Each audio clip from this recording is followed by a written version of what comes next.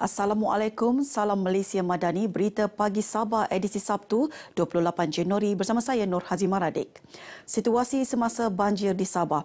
Setakat pukul 8 malam semalam, jumlah penduduk terjejas banjir dilaporkan semakin meningkat dengan 10,312 orang daripada 3,564 keluarga ditempatkan di 33 pusat pemindahan sementara PPS melibatkan 5 daerah iaitu Paitan, Pitas, Kota Marudu, Telupit dan Tawau.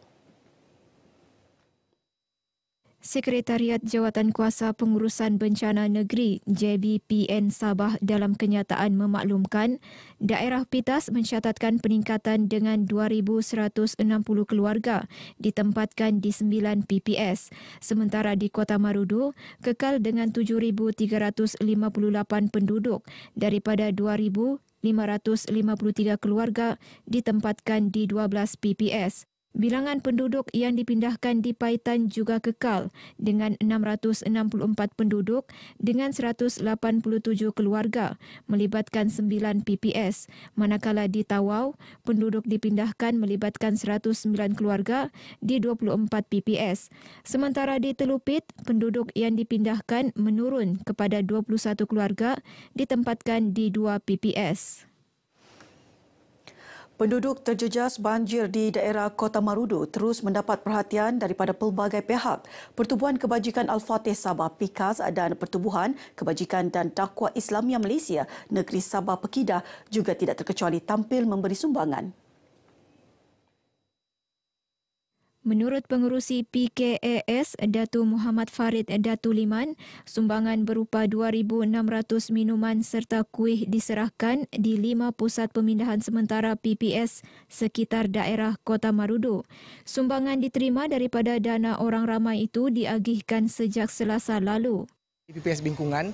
Tadi kita bagi PPS Sentresa dan juga semalam PPS SK Ranau. Dan saya ingin mengucapkan terima kasih kepada semua penyumbang yang menyokong pergerakan kebajikan kami ini. Beliau menyatakan demikian kepada RTM di Kota Marudu. Dalam pada itu, Datuk Muhammad Farid berharap masyarakat terus menyokong aktiviti kebajikan PKAS dan Pekidah agar lebih ramai masyarakat memerlukan dapat dibantu. Penduduk daerah Beaufort yang tinggal di kawasan rendah dan berisiko dilanda banjir diingatkan agar lebih waspada dan berpindah segera jika diarah pihak berkuasa.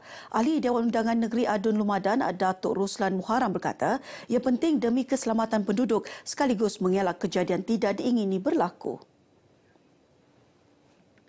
Menurut beliau, 2 pusat pemindahan sementara PPS iaitu Dewan Salagon dan Dewan Datu Seri Panglima Dun Banir bersedia untuk diaktifkan bila-bila masa. Datu Ruslan yang juga pembantu menteri kepada Ketua Menteri Sabah menyatakan demikian kepada RTM semasa meninjau paras air Sungai Padas di Kampung Suasa Beaufort. Sabah telah melakukan yang terbaik bagi membangunkan negeri melalui Pelan Pembangunan Hala 7 Sabah Maju Jaya. Ketua Menteri Datuk Seri Panglima Haji Jinor berkata, tahun lepas sahaja kerajaan negeri berjaya mengutip hasil hampir 7 bilion ringgit. Ini membuktikan kerajaan negeri sedia ada mampu mengurus negeri dengan baik. Menurut Datuk Haji Ji, beberapa pendekatan digunapakai, antaranya memastikan lebih banyak pelaburan masuk ke negeri ini. Pentadbiran mesra pelabur yang dilaksanakan juga turut meningkatkan kepercayaan lebih ramai golongan korporat dalam dan luar negeri untuk tampil melabur. Beliau berkata demikian ketika berucap pada Majlis Rumah Terbuka Sempena Perayaan Tahun Baharu Cina di Tuaran. Apa yang lebih penting jelasnya adalah kestabilan politik, mengurangkan karenah birokrasi selain menumpukan sepenuhnya tugas-tugas mentadbir, khususnya menyelesaikan berkaitan hal ehwal keperluan asas rakyat. Mengenai sambutan perayaan pula, Datuk Haji Ji mahu agar sambutan seumpama terus disuburkan dengan penglibatan pelbagai kaum sekaligus merapatkan lagi silaturahim bermasyarakat.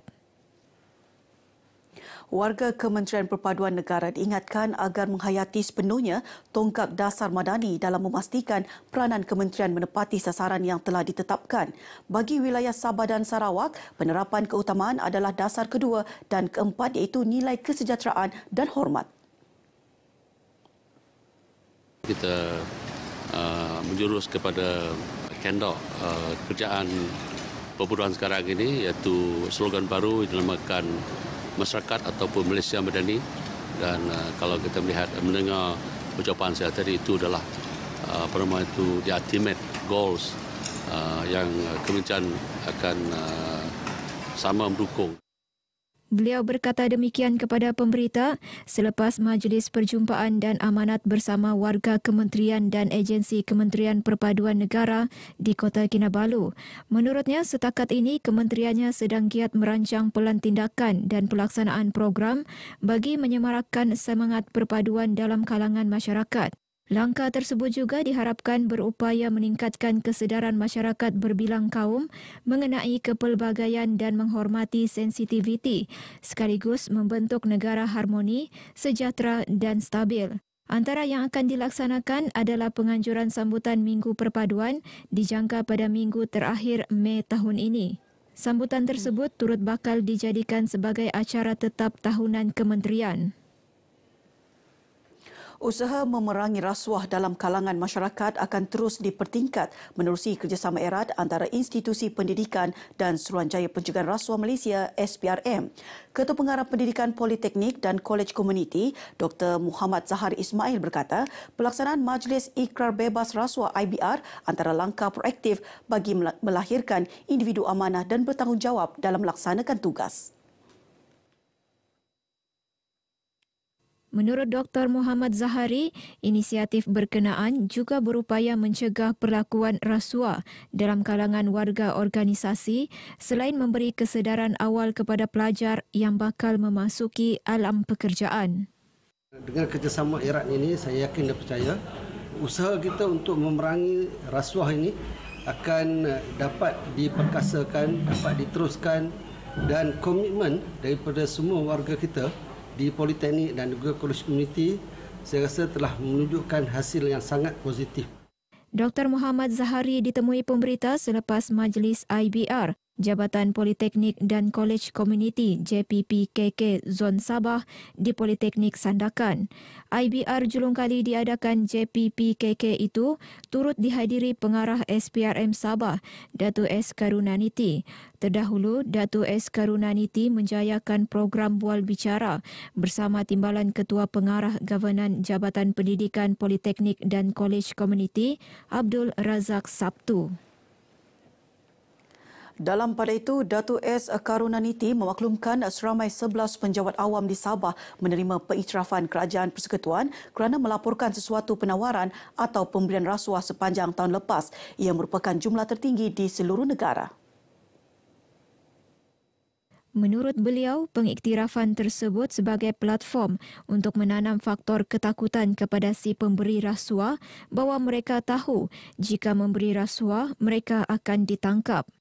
Reward ni adalah satu galakan kepada penjawat awam. Ia adalah satu platform untuk memberikan satu feel faktor kepada si pemberi. Kerana bila kita sentiasa menangkap orang yang memberi rasuah, secara tidak langsung isunya akan nampak kepada masyarakat. Feel faktor kepada orang-orang yang cuba menyogok penjawat awam.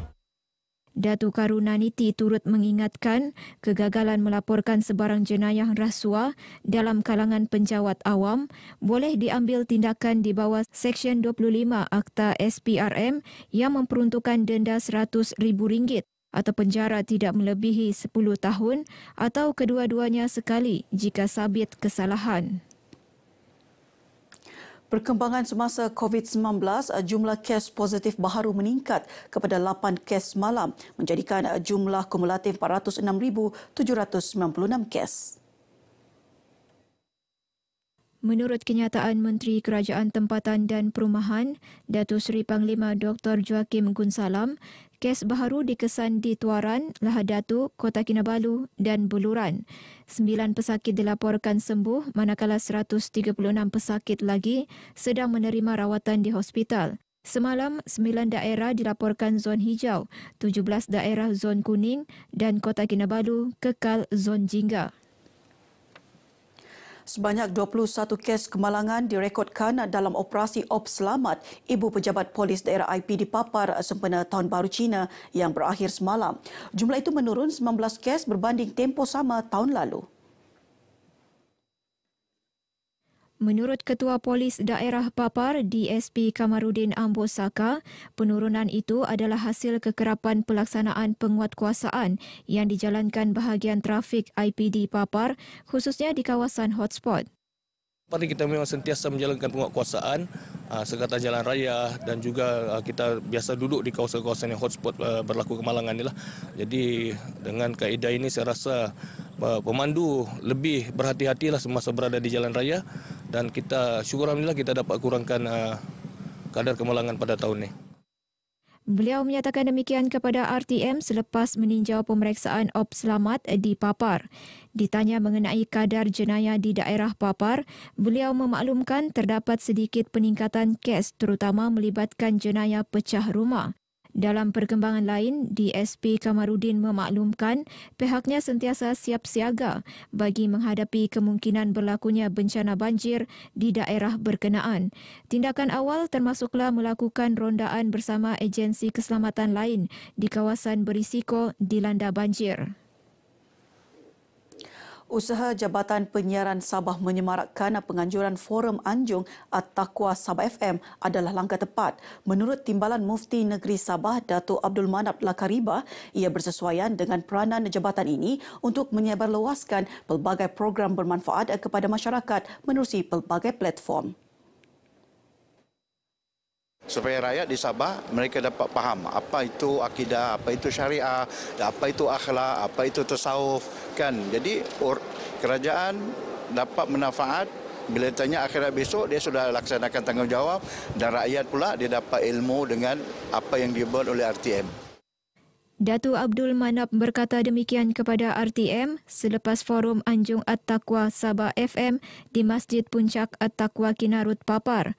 Forum bertajuk Bahagia Hingga ke Jannah ini menampilkan Datuk Abdul Manap dan Pegawai Dakwah Jabatan Hal Ehwal Agama Islam Negeri Sabah Jahins, Ustaz Rani Abdul sebagai panel. Ia dikendalikan Ustaz Ramli Daud dari Yayasan Dakwah Islamia Malaysia Yadim Zon Sabah. Paparan tadi mengakhiri berita pagi Sabah kali ini. Bagi yang berada di kawasan terkesan banjir, utamakan keselamatan dan patuhi arahan pihak berkuasa. Saya Nur Hazimah Radik, salam Malaysia Madani.